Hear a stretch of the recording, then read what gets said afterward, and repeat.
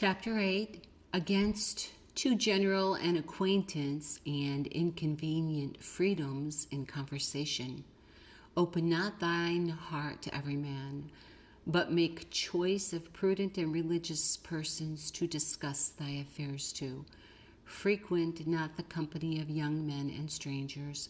Flatter not the rich, neither affect to be seen in the presence of great men. But associate thyself with the devout and virtuous, the humble, and contrive that thy discourse be profitable. Desire not the intimate acquaintance of women, but instead of thy conversation let them have thy prayers, and recommend the preservation and the reward of their virtue to God. Converse as much as may be with God, with his holy angels, with thine own conscience, and complain not for want of company, nor think it an unhappiness to have but few acquaintance when thou hast so good a company as this always at hand.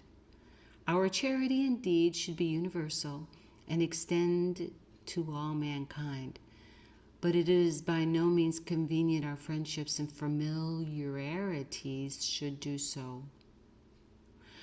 We often find that a person altogether unknown to us comes recommended by a good character, which makes us passionately fond of his acquaintance, and yet this very man, when better known, loses the great opinion we conceived of him before the grows pale and flat upon our hands.